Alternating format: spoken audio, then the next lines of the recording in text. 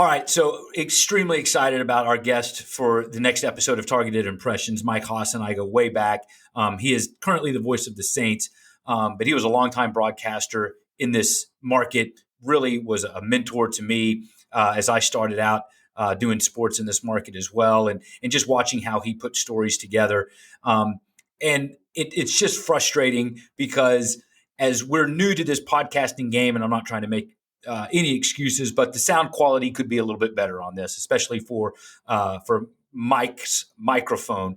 And so I'm just putting that caveat up here. The content is phenomenal. Mike tells incredible stories about how he prepares for a game, goes into fatherhood a little bit, really kind of gets you behind the scenes of what it is that he does to make sure that the folks listening to his broadcast are actually there. I'm just frustrated that we had a little bit of audio problems. I hope that you still get the message. I hope that you still get something out of it, but just wanted to give you a little caveat. So thanks for joining us and enjoy the show. They say talk is cheap, so let's add some value to your voice. It's Targeted Impressions with Scott Cody. Within moments of your announcement in November that he would run the department in his current capacity, morale received a much-needed boost, and the bump has not been temporary. Mike possesses the rare ability to command respect without forcing the issue. His advice is not only sought after, it is at the same time both encouraging and constructive.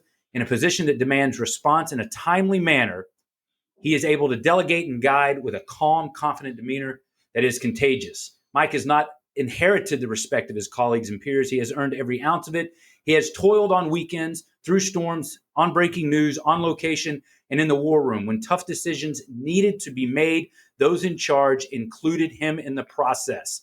Hopefully, this correspondence will reinforce your reasoning to entrust Mike permanently with the duties you saw fit to have him handle on an interim basis. That was the brief excerpt from a letter that I wrote on behalf of our guest today back in 2011. The letter was signed by every single person in the WWL TV newsroom and was handed off to the then general manager as an endorsement and a request to promote our guest today as the next news director. Well, they say if you want to make God laugh, tell him your plans. And I guess God got a pretty good chuckle that day because this man would not get the news director position. And today, many of you know him simply as the voice of the New Orleans Saints. He'll always be the moose to me, though. We welcome Mike Haas to Targeted Impressions.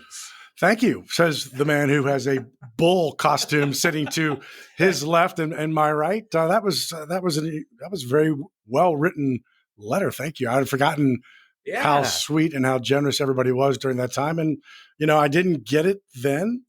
I did get another opportunity in 2015 to be the interim news director again, and that one I went, okay, I don't want this job. This is way too hard. That one nearly killed me. So as I'm kind of going back and reminiscing, and Mike and I have a history. I started at Channel 4 right after 05. He had been there, since the late 80s, yeah, and got to know each other. And as he was given the interim title, all of what we just said in there kind of unfolded. But then I'm like, crap, I think you had another shot at it. It's kind of twice now you've been interim. Mm-hmm. So tell everybody what a news director does, essentially, at least back then, at least. Yeah, it's the overall arching. If you go down the list of producers and executive producers, right? It starts, as you well know, it's a 24/7 business. So the morning show begins and it just rolls straight through till 10 o'clock at night. So the news director's making decisions about what stories get covered, how much it's getting covered. Are we going to be live? And that's a portion of the job I liked. I enjoyed it. It was what I normally do. And then there's hiring, budgets, meetings upstairs. And I was like, I didn't like that part of it. This part is hard. So it's a very challenging job. I will say the first time I got it, the first day, I had two people crying in my office. Day one, two people bawling their eyes out. One, a boyfriend had broken up with a young woman. She was, hysterical. I'm like, you got to go on the air now, right? And I was like, so it's a little bit of everything. Your morale, it's not an easy business. This even back in 2011 and 2015 has changed greatly now. But I was fortunate. I've had in my world the best news directors ever. I started with Joe Duke, Sandy Breland. You know, I've just been very, very fortunate to have people in that role that I was able to learn from, and so that was a big help. And it was, but the challenge for me was that when it happened in 11, I was the 10 o'clock news anchor. And so I did both jobs. So I would come in and stay and do the 10 o'clock news. But when I did it in 15, I was the morning news anchor and did both jobs. So I would get in like 2:45, 3 o'clock in the morning, 3:30, and then stay till 6:30 at night and then go home and go to bed. Literally. And, you know, and so for like 7 months, and so that was a killer. That was a killer. But I learned a lot. Channel 4 is great people. You know, it was a right time in my professional career for that, because it kind of got a taste of, okay, that's when I kind of started thinking outside of television for the first time. The door opened. The door kind of went, man, there's other things out there. I'd been 35 years in local TV. If you go back to our Lubbock days, you and I even have some, the Lubbock connection. And so it just opened my eyes, and Channel 4 was awesome. And it was a great gig, but it was time for something different. It just was. You know, you talked about loving parts of it and then seeing parts of it that you didn't like. And I think it goes back to, you're one of the most natural storytellers I've ever seen. You know, that's kind of a gift, I think, that some people have, some people don't have. You obviously have it. You talked about your time in Lubbock. And I think what was truly a testament to your ability to tell stories is you didn't, there's markets when you're in the broadcast world. There, New York is number one, and whatever is number 212 is what it is. I was in Harrisonburg, Virginia. When I first started, we were 203. 203. So you moved up. There were only 206 at the time. There you go. So that's the range. Lubbock was about probably 160, somewhere around there. You go from 160, Lubbock, Texas, to New Orleans, which at the time was probably in the 40s, maybe even the 30s. 32. That doesn't happen. You had to move your way up. So that was a very rare thing, but it was because of your storytelling ability. Where did you get that? Wow. That's a good question. And I think just doing it, the thing that when I got out of college, you just got to do it. You got to go to, Harrisonburg, Virginia, Charlottesville, Virginia. You got to go make mistakes. A lot of new reporters today don't go small. They want to be in New Orleans out of college, right? And some of them can. That's not the way it was 30 years ago. So you went to Charlottesville, Virginia, and Harrisonburg, Virginia, and Lawton, Oklahoma, Lubbock, Texas. I mean, I had 4 jobs prior to coming to New Orleans. I mean, I was like in the witness relocation program, right. Like a year. But so you learned through mistakes. And then I got the biggest break in my life, and then I sat next to Chip Henderson for 12 years, and then next to Karen Swinson for 9 years. And there's no better storytelling, no better writers. I've stolen from them for 20 years. They are the best. And we would bounce, not with Karen and I, our desks touched. That's how close we were to each other. And, we would just bounce things off of each other. And she's a phenomenal writer. And so, storytelling is, that's the reason that we did it, right? It's not the anchoring. It wasn't the pay. It wasn't the pay. Yeah, it wasn't the pay. The murders and the bad news and the hours and working holidays and hurricanes, anything. It wasn't that. It was the opportunity to tell stories. And Channel 4 allowed you to do that. If I had a good story, idea that wasn't wasn't going to lead any newscast, they gave us the freedom to go do those stories. And that's what enabled you to be a good storyteller.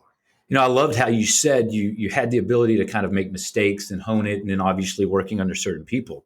You're now the voice of the New Orleans Saints. You went from 0 to 100. You've got a job that only 31 other people have in the entire world.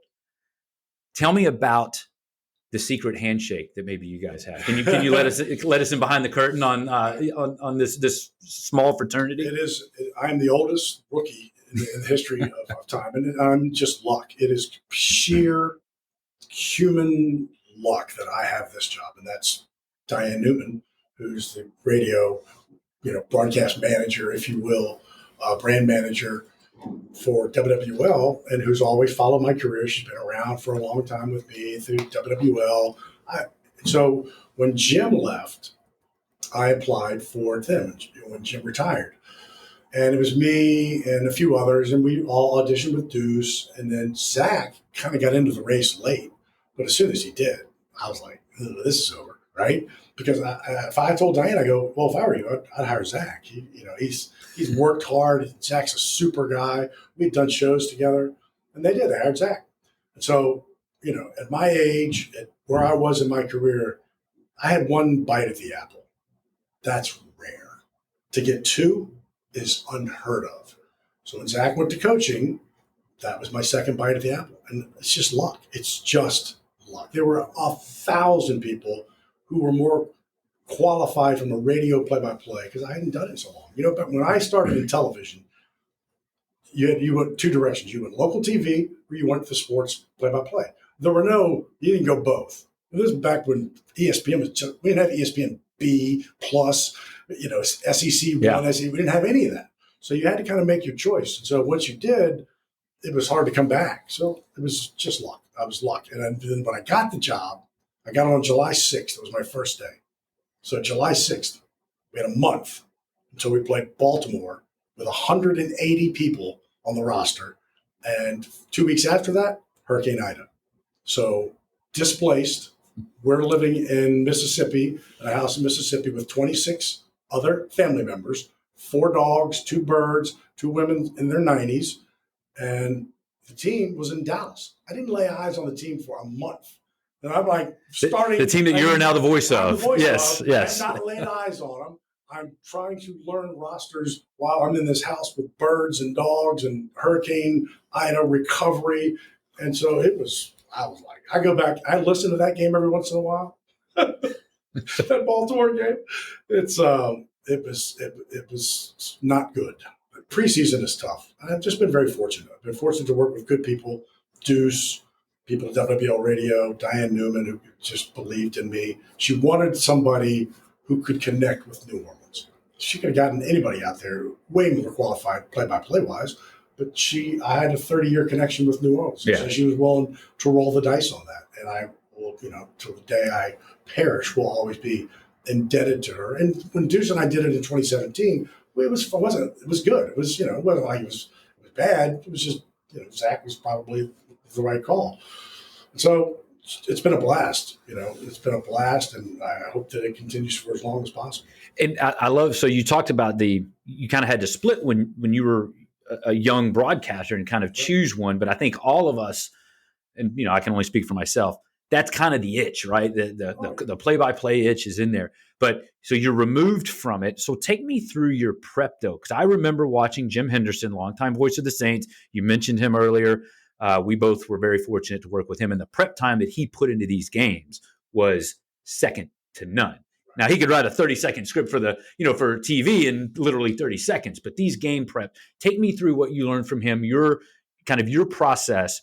And then do you have a goal in mind that you want to relay to the listener with each play, with each quarter, with each game? Well, I'll answer the second part first. The goal is for them to feel like they're there. That's my goal. Shut your eyes and they are at the game. We're in an open air booth almost always. So you have the crowd. My goal is to make them feel like they're there in the Superdome. That means sometimes shut up. Let the crowd do their thing. Let Deuce do his thing. Do not get in the way. I am merely the eyes. I'm the eyes of the quarterback. Looks left, looks right. Where's the ball? Sideline, between the hash marks, numbers. It's as if you cannot see what's going on, right? And it's storytelling to an extent. We haven't had a lot of good stories. It's just been kind of tough. I haven't scored a lot of points, and I didn't have any of the Drew years, right? I had Sean's last year with 4 different quarterbacks and 4 different kickers. But it's Henderson had gravy. Yeah, Henderson had gravy. Yeah, you got rocks. Right, yeah. And so it is about storytelling, but it's compact. It's letting Deuce do his thing, and I marvel at Deuce and what he does. That to me is my role. Make people feel like they're there. Get them excited. If it's 3rd and 1, I want them to hear Mark Romick on defense. I want them to hear it's the. So I'm cognizant of that because if they hear it's the down, they know they're in the game. They know they're in the Superdome, right? And so if you can do that and still do the broadcast, that's the goal. Now, preparation between Jim and I could not be more different. Jim was red marker, green marker, blue marker, right? This was, there wasn't internet for the first, right. When we first started. He was, talk to coaches and talk to Archie. Archie was a huge factor. But it was about, think about it. There was no internet. He couldn't just Google the Atlanta Falcons roster. It was faxed on Tuesday. On Tuesday, you'd get the NFL stats. It was much harder, right? And so but it's all about who's the player, who's the number, and give me a note about it. If he does something, he's the second on the team in interceptions, whatever. But more so than anything else, it's learning who they are. So now it's all computerized for me. I work with, in fact, it's a system that Jerry Sandusky in Baltimore and Zach Streif created. And so on Tuesday, I get this computerized system that has already gone through and scraped Pro Football Reference with all of their updated stats. Everything's there. It's all numerical. So if you have 3 columns, if you're looking at a computer screen, you have 3 columns: offense, wide receivers, quarterback, tight end, running backs. It's all numerical because the blasted, I won't cuss. NFL. We can always put an E beside this if we need to. Allow these number changes, right?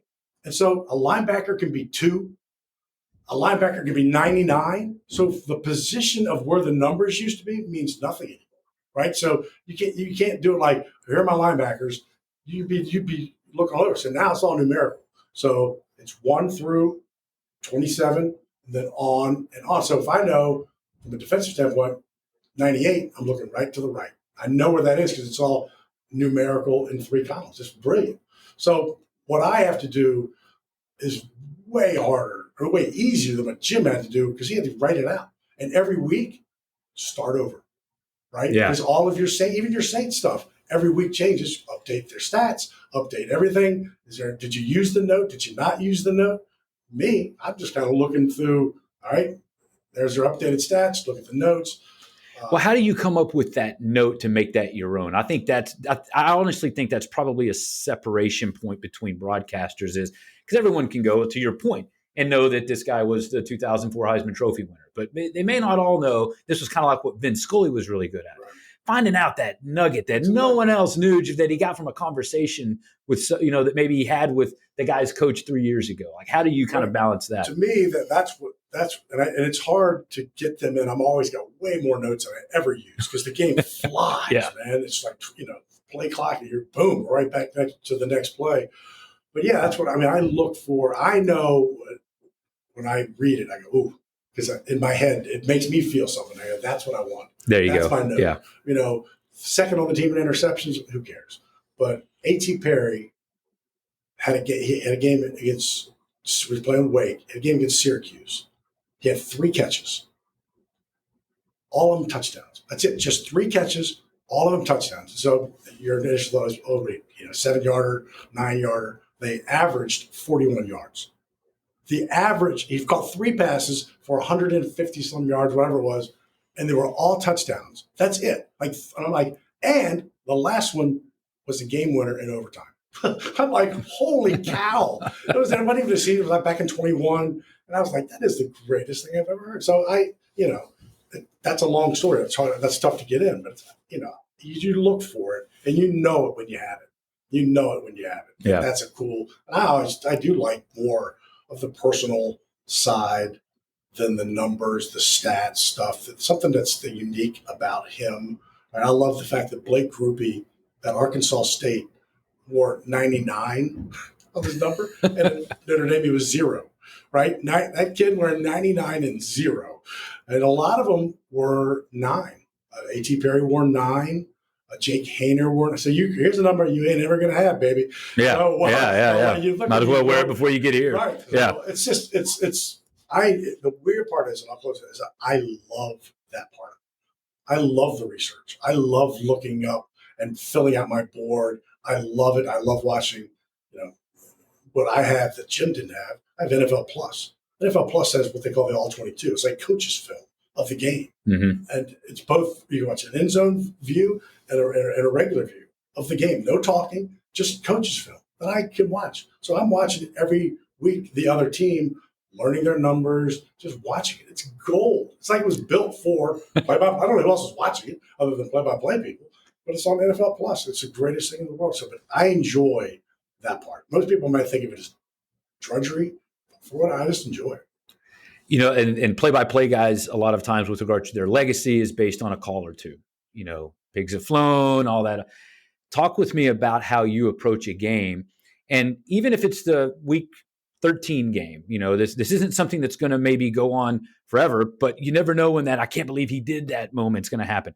Do you write little notes of if something happens, you wanted, like, how would you handle the big moment calls? The big moment calls, I do believe you write, I don't know if you write it down, but you pre-plan it out. I can tell you this for sure.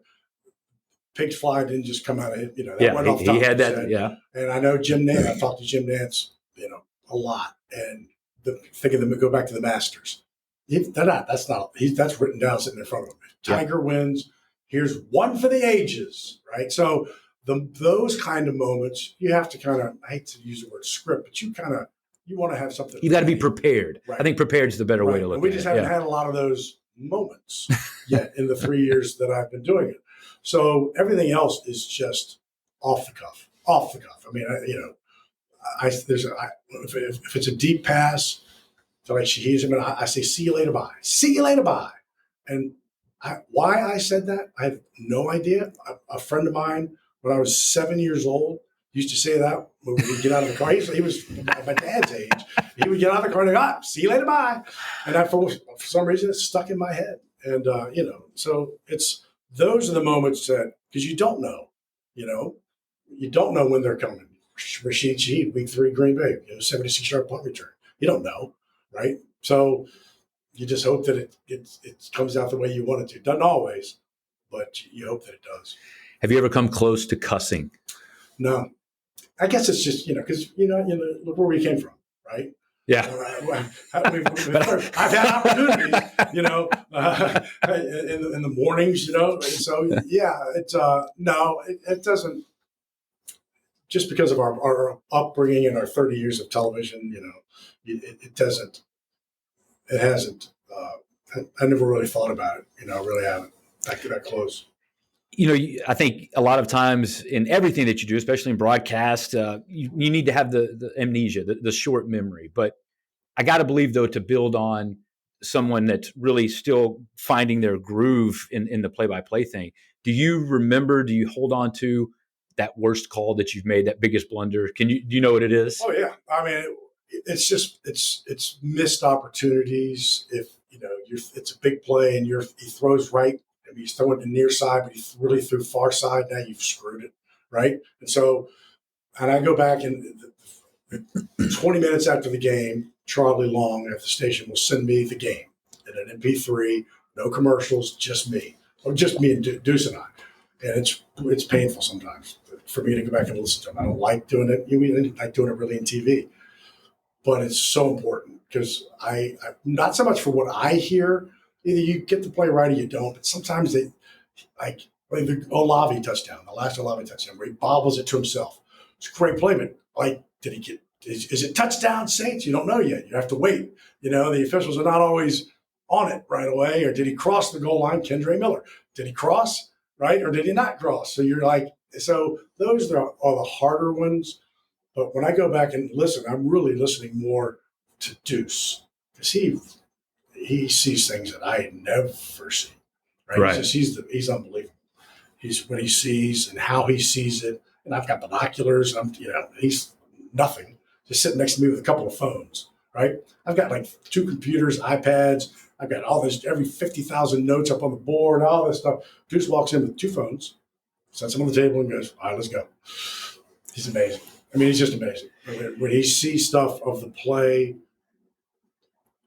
before the officials do. Too many guys on the field, makes the play. Who's the penalty on? I'm like, how do you like? I'm looking through binoculars. I see the fumble. You're just sitting there, and I can't tell who got it. You're like, no, Saints got it. Yeah, I'm like, oh my gosh. So it's but yeah, I do. I listen. I think you have to. It's painful sometimes, but if not, you're destined to make that same mistake. So you have to listen. And I listen. I listen for. All right. Am I describing it? Did I paint the picture? Does that person at home know where the ball is? Right? Did I give the score enough? Did I describe it? Do you know? I mean, Kevin Harlan is one that people always kind of point to. Kevin Harlan gives you everything in a matter of right hash mark where the grass is bent to the left. He gives you a lot, and so you want to make sure that if I'm listening, I'll just go. Do people know? The dome is easy, right? Moving left to right, that doesn't help. Well, and I like what you do is you say toward Poydras or toward the Smoothie King. Now, when you get to other places, you don't have that luxury. You do in some, but like some of them are horrible. SoFi is horrible. I hate that place. And we got to go back there again next year. But when they spent $100 million building, $5 billion, and I'm going. So I spent $5 billion. $5 billion to build this stadium, and the visiting radio media is low and in the corner. So you're like, well, is it far side, near side? It's like they're going away from you, right? And then when they get past the 50, it's like, well, he either gained 2 or 5 because you're in a corner. It's the worst. It's the worst. So I'm always listening to see if I've really painted a good enough picture for people who are listening. All right, changing gears a little bit. We talked about being, the show's about intentional communication, how you've prepped for this new role, how you got to this new role. But I'm going to change gears on you. Father of 2 girls, which I can relate to. What's the best thing with regards to communication you've done as a parent with Betty Ann with those girls? Wow, that's good. To me, and you already know this, it's setting the table early. You can't have some of the conversations with them as 18-year-olds unless you've had some of these conversations with them as 8-year-olds. Mm-hmm. So, and I will be the first to say, and my daughters, if we're sitting here, will be the second to say that we struggled because of my job. And I'm embarrassed to say, but I put work first many times. You just did in television. I was always afraid, I'd lose, gotta do it, gotta do whatever they want. And so the foundation has to be built when they're 8 if you want to have those hard conversations at 18. Now again, I was a 10 o'clock anchor. First, I was weekends for 15 years, 10 o'clock anchor, then morning show. We've never really had family dinners, like 6 o'clock. Sit down like I did growing up. We just never did it. It was always dad's coming home at 7, whatever. He goes to bed at 7:30. I was like a 5-year-old.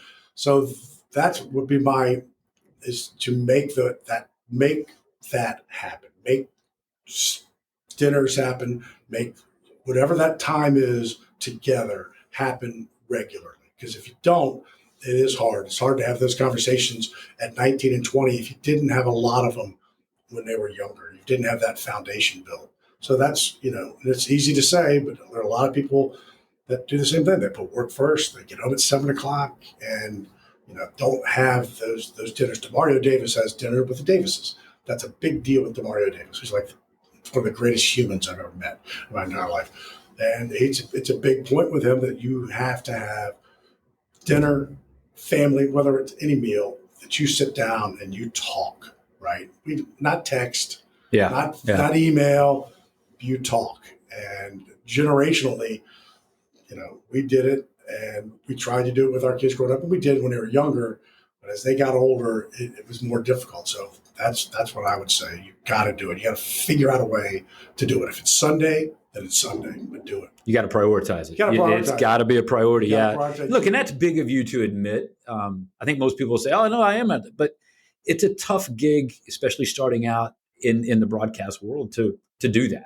To your point, because there's a million other people that are willing to do it at half the price that you cost. But I always made the joke when we moved over into the sales world, because my wife and I were like passing ships in the night, very similar. And I was like, I hope we still like each other now that we're going to get to spend time with one another. But I like that. You have to be intentional with that. I love the idea of a dinner, picking a date. Mike, where can people keep up with you? Well, that was the other part of the problem. Is I have 3 full-time jobs basically at this juncture. I'm the media relations manager for the Superdome and the renovation, which is an awesome job. My office is in the Superdome. It is the greatest gig in the world. I love the building. I love the job. I walk out my office and I'm in the bowl, right? It's just awesome. And what they're doing with this renovation is going to be. Are you writing like little things on the studs, like Haas was here? No, so when they come back, what I'm doing, I'm looking for that because we are unearthing things that have not been unearthed. When we built the field level suites, we unearthed down to the pilings in 1971. Well, I'm like, that is like, I'm looking for the Coke can or something. I love that history. So then, the radio is a different animal that it's full time but they realize that when football season comes, which is July 26th through January, whatever, 7 days, you're always working. So when we're in the off season, it's not as much, we do draft and there's shows to do, but it's not as much. And then I still have my video production company, House Communications, which I literally shut down during football. Like you'd have to pay me a lot of money for me to do something during football season. So it's a lot, but I enjoy all 3. And they're also, the renovation is going to come to an end at some point, right? So, and radio, I hope I get to do that for as long as possible. And House Communications, it can be a vehicle. So I'm just very busy. So Mike Haas on Facebook, Haas Communications on Facebook, Mike Haas Com on X at Mike Haas Com, COMM. I go through stages where I'm like, really, I have like two handles of what's the Well, you're looking for a social media thing, like Instagram or okay. Instagram. So I haven't. Well, we both really aged ourselves right there. By the way, think of it. I'm not very good. I haven't wrapped my head around it yet. I know I have to, but I spend a lot of time on Twitter. I mean, Twitter and Facebook are kind of where my world is, and I'm working on Instagram. I'm trying, and that's as far as I'm going.